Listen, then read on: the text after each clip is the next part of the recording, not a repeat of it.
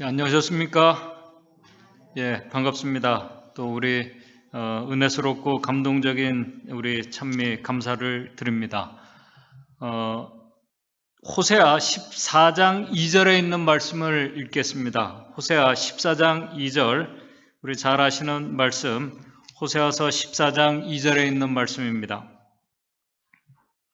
호세아 14장 2절, 너는 말씀을 가지고 여호와께로 돌아와서 아뢰기를 모든 불의를 제하시고 선한 바를 받으소서.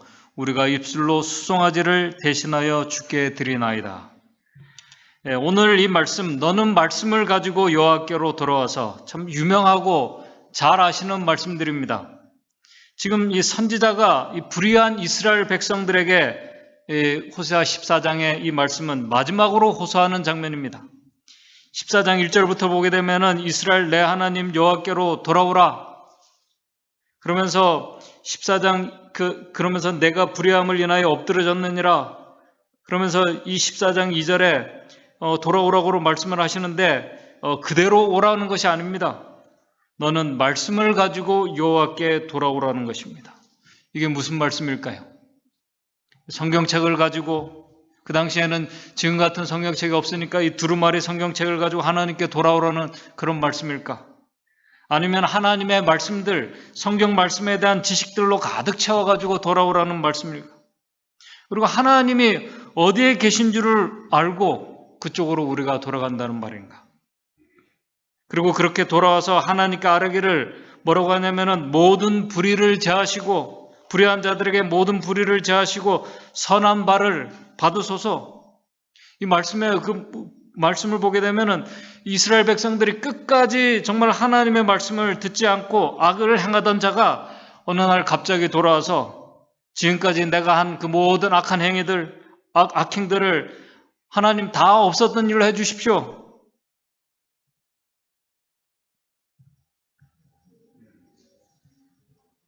좀 불의를 하던 사람이 그렇게 요구할 수 있다. 좀 이해는 될 수 있을 것 같습니다. 그런데 선하지 않은 사람이 선한 바를 받아달라는 이 말씀은 또 무슨 말씀인가? 누구의 선행을 받아달라는 말씀인가? 어떤 장로님께서 저에게 이런 말씀을 하신 적이 있습니다.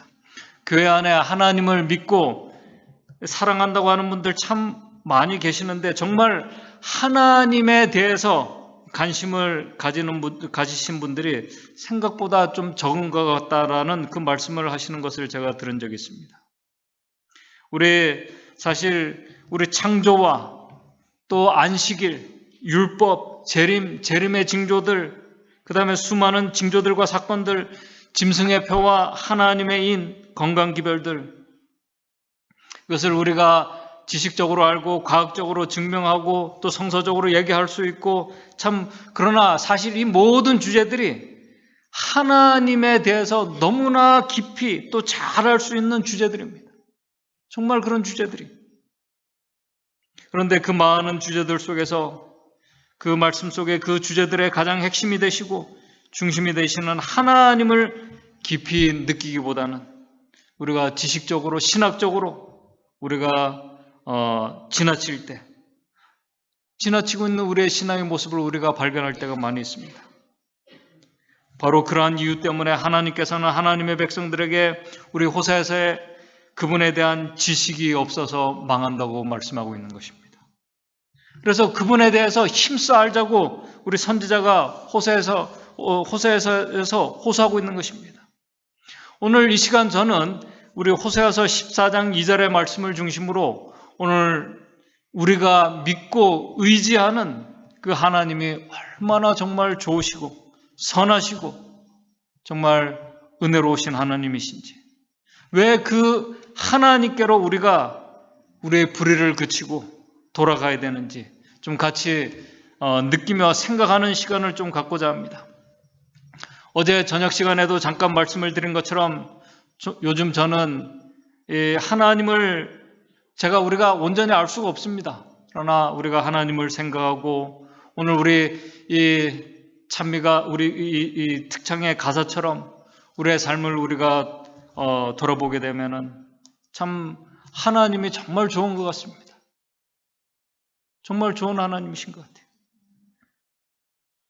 그래서 좋고 선한 하나님이기 때문에 이 죄인들이, 불의한 자들이 그 좋은 하나님께로 회개하고 그분께로 돌아가게 되면은, 선하고 좋은 분에게 돌아가게 되면은 좋은 일들이, 선한 일들이 일어날 수밖에 없습니다. 그렇지 않습니까? 그죠? 당연한 것입니다. 왜냐하면 그분은 선하시고 좋으신 분이시기 때문에.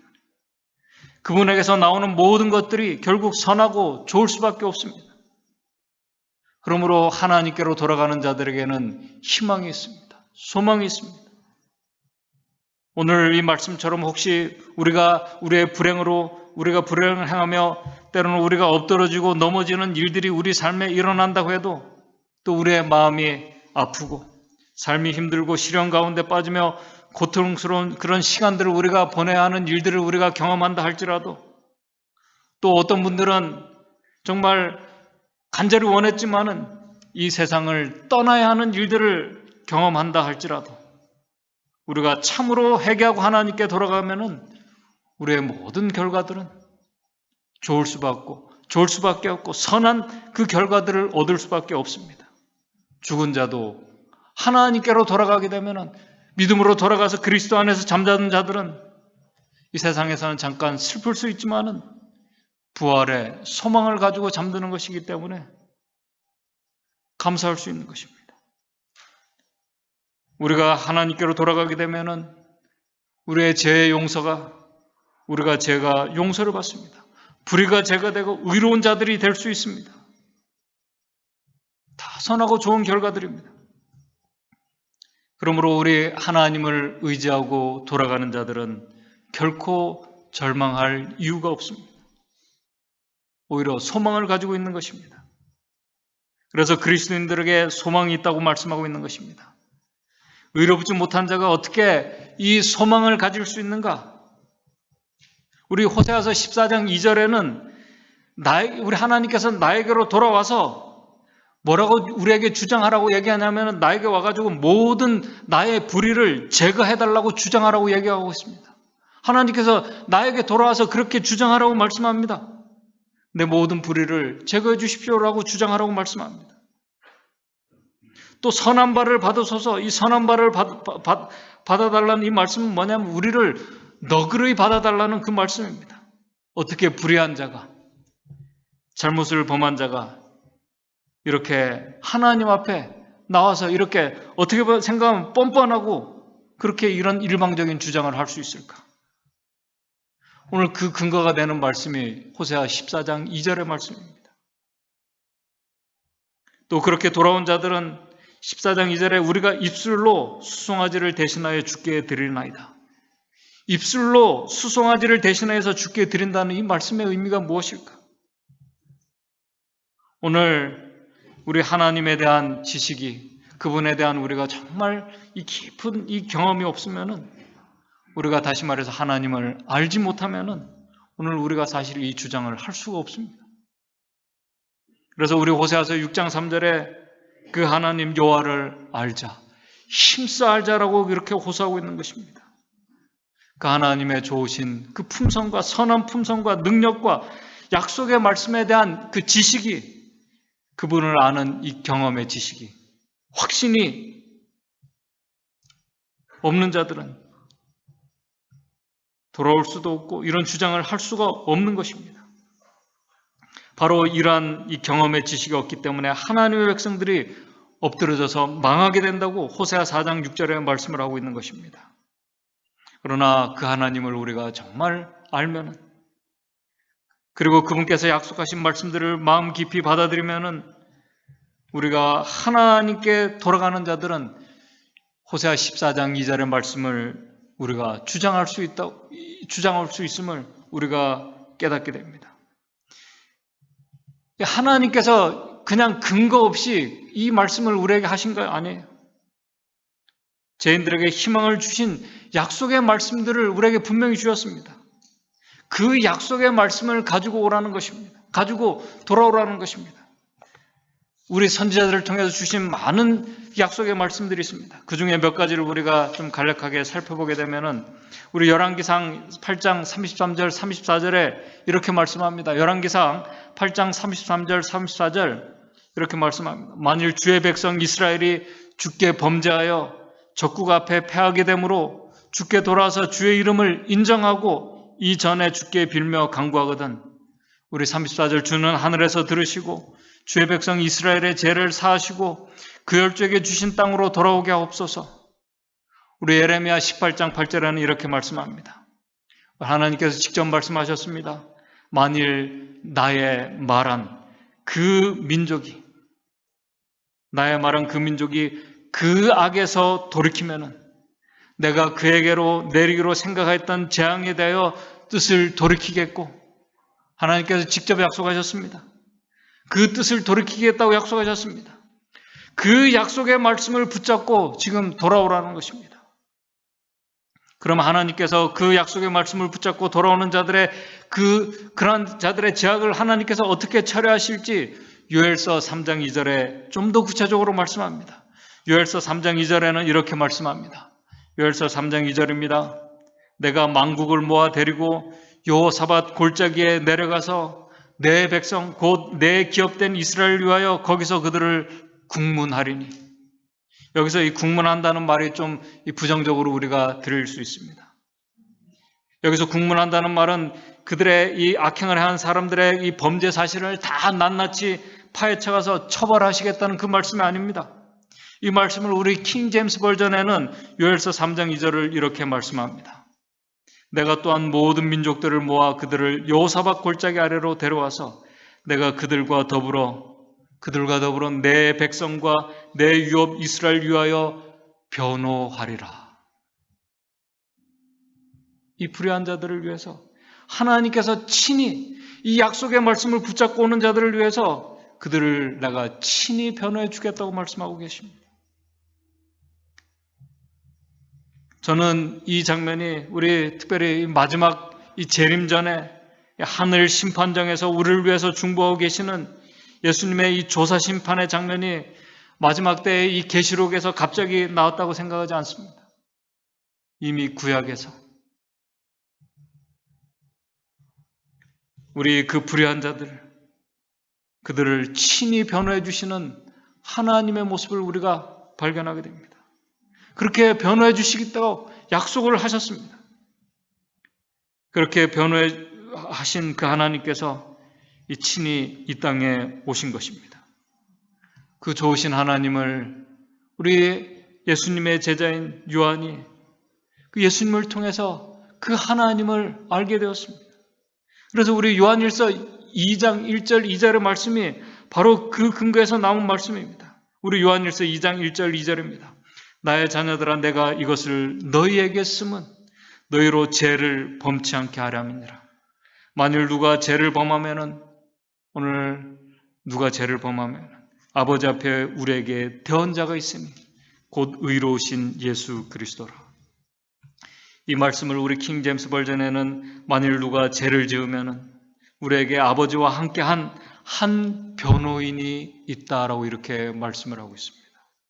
그분이 곧 의로우신 예수 그리스도시라고 말씀합니다. 저는 우리의 죄를 위한 화목제물이니 우리를 위할 뿐만 아니라 온 세상 죄를 위하심이냐라고 말씀하고 있습니다. 바로 이 약속의 말씀들을 가지고 의지해서 돌아가는 자들, 하나님께로 돌아가면 좋은 결과들을, 선한 결과들을 얻을 수밖에 없는 것입니다. 그 과정이 힘들고 고통스러운 일들을 혹시 경험할 수 있다 할지라도 선한 분에게로 우리가 가게 되면 선한 결과를 얻게 되는 것입니다. 우리 하나님을 의지하는 자들이 그래서 희망을 가지고 살아갈 수 있음을 우리 성경은 우리에게 말씀하고 있습니다. 그래서 하나님께서 말씀하신 이 약속들은 그냥 막연한 어떤 근거 없는 이야기들이 아닙니다. 하나님께로 돌아오라는 이 말씀이 그냥 막연하게 이렇게 되면은 내가 해줄 것이다 그런 말씀이 아니고 많은 근거들과 그 합리적인 말씀, 그 근거들의 말씀들을 우리에게 주셨어요.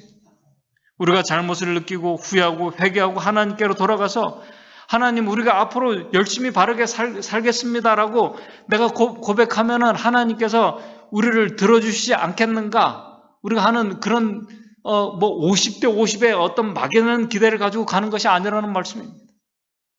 우리 요엘서 3장 2절에 3장 16절에 이렇게 말씀합니다.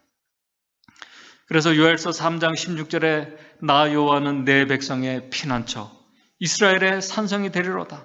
이 말씀을 우리 킹제임스 버전에는 주는 그 백성의 소망과 하나님의 백성들의 소망과 이스라엘 자손의 힘이 되시리라고 이렇게 말씀하고 있는 것입니다. 하나님만이 오늘 우리의 유일한 소망이 되심을 성경은 우리에게 말씀하고 있습니다. 하나님께로 돌아가면 이 약속의 선언을 의지해서 돌아가는 자들, 이 약속의 말씀을 가지고 하나님께로 가는 자들, 오늘 소망을 가지고 희망을 가진 자들이라는 사실을 오늘 우리가 꼭 기억하고 우리가 살아갔으면 좋겠습니다. 바로 그 좋으신 하나님, 그 은혜로우신 하나님이 얼마나 좋으신지 그분에 대한 이 경험의 지식이 없는 자들은 여전히 불의를 고집하고 멸망해 가는 이스라엘 백성들과 같은 참 안타까운 그런 결과들을 얻을 수 있음을 특별히 호세아서가 그것을 우리에게 아주 강조를 하고 있습니다. 우리를 변호해 주시는 선한 이 중보자 예수 그리스도를 알지 못하면 그분에 대한 이 지식을 우리가 올바로 그분의 품성에 대해서 우리가 올바로 깨닫지 못하면 우리가 안식일을 잘 지키고 그리고 모세의 율법을 따라 건강하게 살며 하나님의 백성이라는 선민의식에 사로잡힌 이 이스라엘 백성들을 멸망했던 그들의 전체를 우리가 밟을 수 있다는 사람들입니다. 그들은 하나님의 율법을 지키고 건강에 하나님의 말씀대로 율법의 말씀대로 살면서 그들은 선민이라는 이 자만의식에 빠졌습니다. 그래서 그들은 남을 정죄했습니다. 비판하고 판단했습니다. 그 사실 자체가 그들이 하나님의 품성과 하나님을 모르고 있다는 증거입니다. 그래서 그들이 하나님을 아는 지식이 없으므로 멸망에 갔음을 우리 성경은 우리에게 말씀하고 있습니다. 이 중요한 사실을 우리가 잊고 깨닫지 못하면은 사단은 하나님의 백성들의 마음속에 오늘 우리가 경험하는 많은 어떤 불행과 어떤 삶의 많은 불행의 원인들을 하나님께서 방관하시고 하나님께서 그런 것들을 우리에게 주신 분으로 우리가 오해하고 불신에 빠지게 만듭니다. 바로 이 철저한 하나님에 대한 오해 속에서 잘못된 삶을 고집한 모습이 바로 이 호세아 선지자의 아내 고멜의 모습을 통해서 우리에게 호세아가 지금 말씀해 주고 있습니다. 여러분들, 하나님의 백성들이 불행에 빠지는 이유는 하나님에게 있는 것이 아닙니다. 그렇다고 다른 사람들에게도 있는 것이 아니에요. 다른 사람들이 혹시 원인 제공을 할 수 있지만은 모든 불의한 일들과 불신과 비판과 미움 속에서 이 세속의 정신을 가지고 살아가는 바로 그러한 모습들은 자신이 결국 선택하고 고집하고 그렇게 했기 때문에 그렇게 되는 것입니다. 그런데도 사단은 항상 우리의 삶에 불행한 일들이나 내 마음에 좋지 않은 일들이 일어나게 될 때는 또 우리의 감정을 상하게 하는 일들이 일어나게 되면은 그 사람의 감정을 이용해서 항상 비난한 누군가를 찾고 그 상대를 향하도록 합니다. 비판과 불신의 이유들이 분명히 있습니다. 자신의 생각할 때 그 이유들이 합리적이고 맞는 것처럼 느낄 수 있습니다. 그러나 그러한 정신은 안타깝지만은 사단의 정신입니다. 우리 각시대 대정수 35쪽에 이렇게 말하고 있습니다. 하나님 백성들이 당한 고난을 하나님께서 직접 내리신 징벌로 흔히들 이야기한다. 우리가 그렇게 얘기할 때가 많이 있습니다. 하나님께서 내리신 징벌로 이야기할 때가 흔히들 이야기한다. 대기만자는 이와 같이 하여 자기가 행한 일을 숨기려고 애쓴다. 하나님의 자비를 완강하게 거절함으로 말미암아 유대인들은 그들에게 하나님의 보호하심이 떠나가게 하였으며 그들을 계속 고집해서 결국 그들 스스로가 떠나가게 됐다는 것입니다. 사단은 그들에게서 하나님의 보호하심이 떠나가게 하였으며 사단은 그들을 마음대로 주관하도록 허락을 받았던 것이다. 예루살렘의 멸망에 나타난 무섭고 잔혹한 모든 사건들은 자신을 사단의 지배에 맡기는 자들에게 사단이 얼마나 무서운 마력을 휘두르는지를 보여주는 하나의 신뢰이다라고 이렇게 말씀을 하고 있습니다. 왜 하나님의 백성들이 불행에 빠지며 멸망하게 되는가?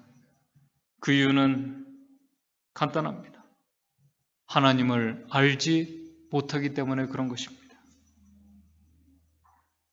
그 좋으신 하나님의 인내하심과 당신의 백성들을 돌이키도록 하기 위해서 오랜 세월 인내하시며 참고 기다리며 선지자들을 보내며 호소하셨던, 또 때로는 책망하셨던 그 하나님을 모르기 때문에 그런 것입니다. 그분의 마음과 품성을 몰랐기 때문에 그렇습니다. 정말 그 마음과 뜻을 바로 알고 느꼈다면은 우리 호세아에서 나오는 이 선지자의 아내, 음란한 이 아내 고멜처럼 남편을 버리고 우상숭배에 빠지고 자신의 불의와 악을 분명히 고집하지 않았을 것입니다. 아마 이 호세아 선지자의 아내 고멜도 처음에는 남편을 떠나 음란한 길에 들어설 때 분명히 죄책감을 느꼈을 것입니다. 바로 그때 진심으로 그가 회개하고 용서를 구하며 남편에게 돌아갔어야 했었습니다. 그러나 그 양심의 가책을 그가 무시하고 또 무시하면서 고멜의 마음이 완고해졌습니다. 자신이 지금 자신의 가정을 깨트리고 있는 일을 모르고 여전히 불의한 일을 고집하고 있는 모습이 바로 하나님의 백성들의 모습이라는 사실을 우리의 증언의 말씀과 호세아서가 우리에게 말씀을 하고 있어요. 호세아서는 또 그럼에도 불구하고 그 불의한 자들을 향한 하나님의 그 정말 어떤 극단적인 사랑을 우리에게 보여주고 있는 그 말씀입니다. 사람은 자신이 좋아하는 사람의 마음을 이해하고 닮아가려는 성향이 있습니다. 그러나 이 호세아 선지자의 아내는 그 좋은 남편의, 그 인내하고 기다리는 남편의 마음을 몰랐습니다.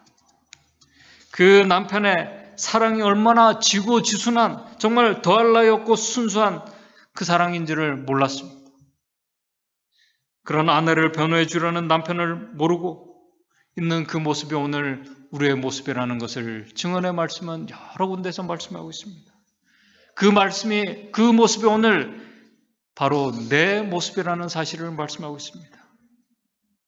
바로 그런 그들에게 하나님께서 이 약속의 특별한 이 약속의 말씀들을 근거를 해서 그 말씀을 가지고 돌아오라고 이렇게 말씀하고 있습니다. 그 약속을 주장하라고 우리에게 말씀하고 있습니다. 마지막으로 14장 2절에 하나님의 백성들에게 마지막으로 호소하는 장면이 바로 호세아 14장의 모습입니다. 너는 말씀을 가지고 여호와께로 돌아와서 아뢰기를 모든 불의를 우리에게서 제해 주시고 선한 바를 받으소서 그렇게 주장하라는 것입니다. 우리가 입술로 그러면서 수송아지를 대신하여 주께 드리나이다. 이게 무슨 말씀일까요? 입술로 수송아지를 대신하여 주께 드리나이다. 이렇게 돌아온 자들에게 우리 호세아서 14장 4절에는 하나님께서 이렇게 말씀하십니다. 14장 4절입니다. 그 하나님의 약속의 말씀대로 내가 저희의 패역을 고치고 즐거이 저희를 사랑하리니 나의 진노가 저에게 떠났음이라고 말씀해 주실 것을 우리 14장 4절에 말씀합니다. 그런데 아까 여기서 말씀드린 것처럼 그 하나님께로 돌아온 자들, 그들이 우리가 입술로 14장 2절에 수송아지를 대신하여 주께 드리나이다. 이 말씀이 무슨 말씀일까요? 주님께로 정말 돌아온 자들. 여기서 이 수송아지라는 그 히브리 단어 파르라는 이 단어에 모음 하나를 붙이게 되면 이 파라라는 단어가 됩니다. 이 단어의 의미는 뭐냐? 열매, 아름다운 열매들이라는 그 말이 됩니다. 그래서 이 우리 70인역과 이 수리아역에서 바로 이 해석을 적용하고 있습니다. 제가 찾아보니까 우리 재림교회, 우리 제칠의 안식일 예수 재림교회 주석도 이 해석을 지지를 하고 있습니다. 그러므로 이 말씀의 해석을 적용하게 되면은 이 돌아온 백성들, 이 백성들이 하나님이 얼마나 좋고 선한 분이신지 그 약속의 말씀을 가지고 돌아온 백성들은 그 백성들의 입술의 열매로 하나님께 제사를 드린다는 그 말씀이에요. 이 입술의 열매로 하나님께 제사를 드린다는 그 말씀의 의미가 무엇일까? 우리 히브리서 13장 15절의 말씀에 이렇게 말씀하고 있습니다. 히브리서 13장 15절에 이렇게 말씀합니다.